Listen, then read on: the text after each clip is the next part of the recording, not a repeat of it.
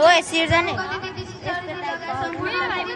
दुधको दुध र पानीको पानी छुट्याउन बस्नु भएको निलाई मोडल उपस्थित सम्पूर्ण गुरुवर्ग तथा प्रतियोगी तथा अप्रतियोगी मित्रहरूमा यसै सरस्वती बालकल्याण माध्यमिक विद्यालय कक्षा 8 मा अध्ययनरत छात्र हिमाल दाहालद्वारा स्वीकार्नुहोस् न्यानो अभिवादन। महोदय,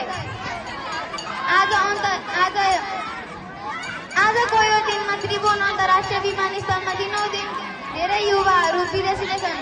कतिको मनमा आमाको आँसु छ, कतिको मनमा उज्जवल भविष्यको कामना छ भने कतिको मनमा आफ्नो उच्च शिक्षाको कामना छ। महोदय, नेपालमा प्राकृतिक सम्पदाको राम्रो सम्भावना रहेको छ। यहाँ युवा शक्ति पनि राम्रै रहेका छन्। तर दुःखको कुरा के हो भन्दाखेरि हाम्रा युवा जनशक्तिहरूलाई हामीले नेपालमा राख्न सकेका छैनौँ।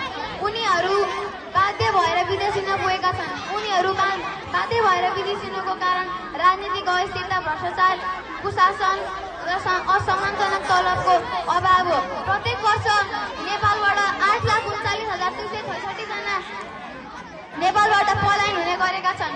त्यसमध्ये 94,455 जना महिला रहेका छन्।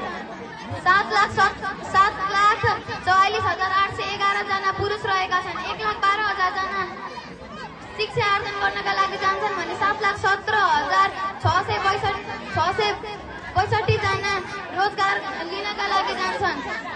3,93,000 जना रोजगारमा पाएर फर्किन्छन् भने 1,401 जनाको कारणवश मृत्यु हुने गर्दछ। नेपाल त्यसमध्ये विपिन जोशी पनि हुन्।